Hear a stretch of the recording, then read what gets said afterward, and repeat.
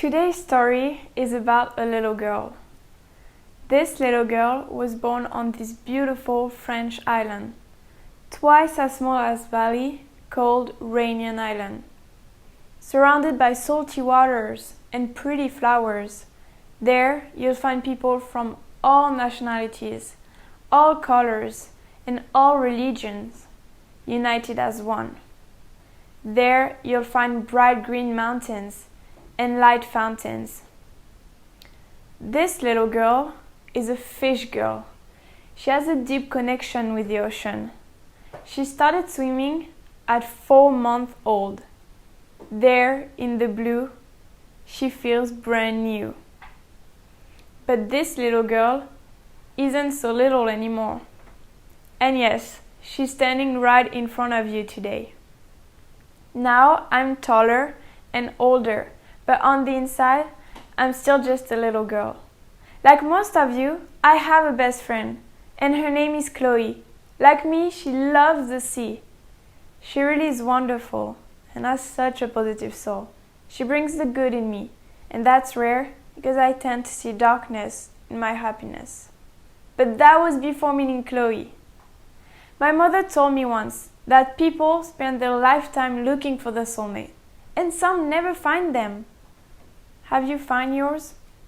Well, I have, and her name is Chloe. She was there for me, and I was there for her. We never had big fights, because we knew that life was way too short. We didn't care about anything, or about what people thought, because we were happy. Even though we were 2 days and 5 hours away from each other by plane, we didn't care. The distance can't separate us, because our friendship is indestructible. Before I left for Bali, we used to spend hours every day and every night watching sunsets and sunrise. Chloe loves sunset, so we never miss once. Not once. Chloe and I are both children of the ocean. We were raised by it and we learned from it. Chloe's family name means whale in French, so she's my blue whale and I'm her little fish. Chloe had planned on coming to Bali for my graduation. We talked about it for so long, and then after Bali we would go all around the world together. On the night of the 24th of February, we had planned on calling, but like usual I fell asleep. She called me 3 times, left me 2 vocals and 14 messages. Sadly, I only saw them the day after at 4 p.m. I had this call, and then I had this fall. Last night we were both asleep, but this morning only one of us woke up. And this day I learned that my best friend died. I tried to scream, but my voice was gone. I tried to cry, but my tears were gone. I tried to breathe, but the air was gone. I tried to call for help, but nothing helped. She was gone. And this day, I learned that a part of me was gone too. I ran away. Death was an old friend of mine. I knew him since I was 12 years old. He took my first dog, Gala. I cried for days and I couldn't eat. She was my first loss. Then, when I was 14, I lost Elio, my dear friend and ex-boyfriend. He was my crush when I was just a little girl. Losing him was very difficult for the entire school, but at least we all had each other. Then, when I was 16, I lost my aunt. She's now just a childhood memory. I thought that death was done with me. But life isn't fair, nor a fairy tale. Even though I knew that, I never thought that life could be so cruel. I thought after all I've been through, I could go through anything. I thought I was indestructible. Oh boy, I was wrong. I lost a lot through the years. but losing Chloe was the hardest thing I went through. I felt this dreadful pain inside my heart, a pain so intense it cut my breath. Nothing mattered. Death didn't scare me anymore. I thought about it multiple times. What's the point of living if life takes everything you have away from you? I am weak and I don't want to be strong, because being strong means living without her. I called her, I wrote to her, but she never answered. I wanted to escape reality because this world was too ugly, so I watched a lot of sad, depressing movies. No one came to my rescue. I guess I didn't talk about it enough. I didn't show my tears enough. I didn't scream loud enough. So no one heard my pain, and I'm the only one to blame. Some people told me being surrounded helped. So, like a good little girl, I went out with some friends. Some people told me you have to talk about it.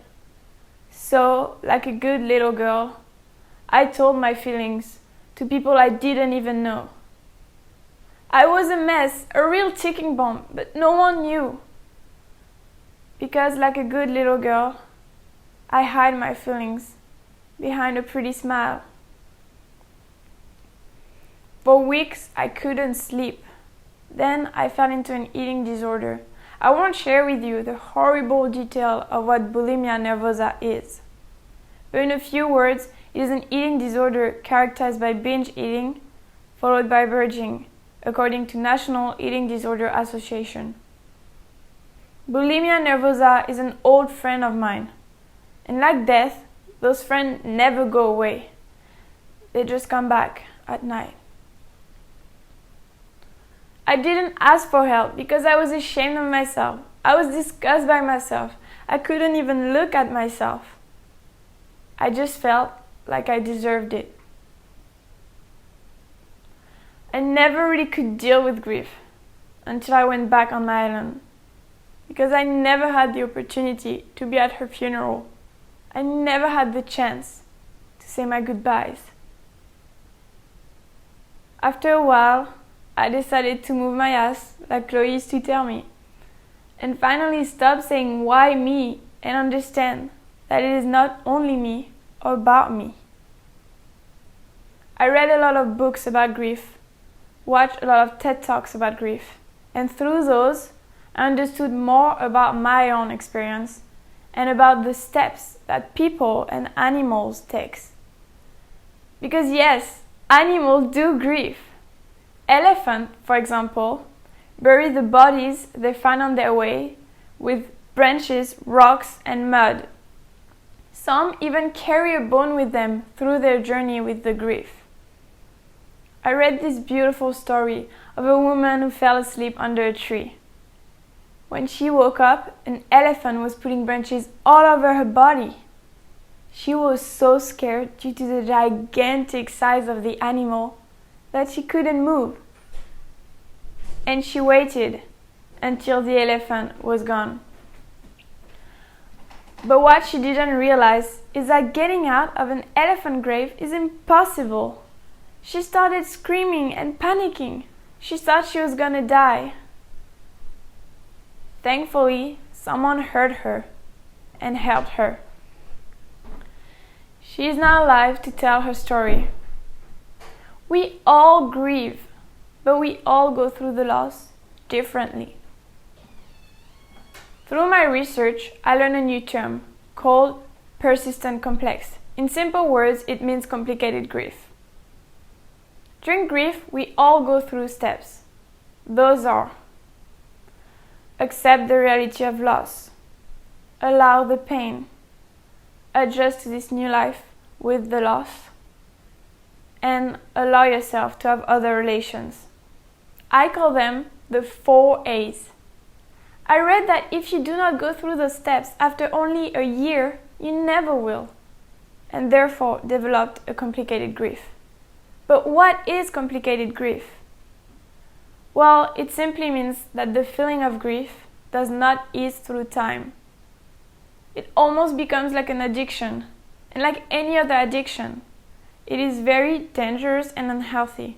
People socially isolate themselves. Some fall into drugs to fall asleep or to relieve the pain, and others attempt suicide, according to Mental Health Daily.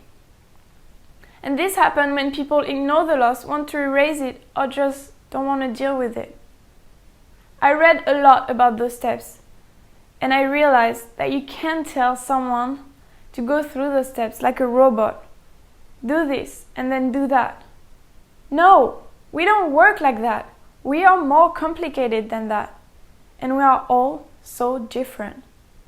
So how could we help people deal with grief? Well, most people don't.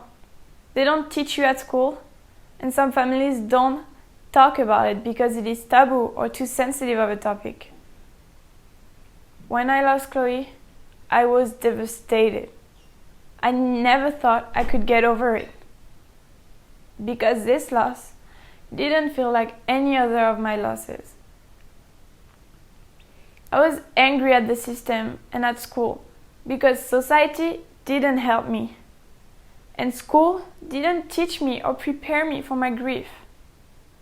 I was lost in this big, vast, dark ocean of emotions. School teach you about math, grammar, science, history, geography over and over, but those won't help you in your daily life. So I asked myself, how could I help people with grief? And who should I start with? Adults, teenagers, kids? Well, why not start with the younger generation?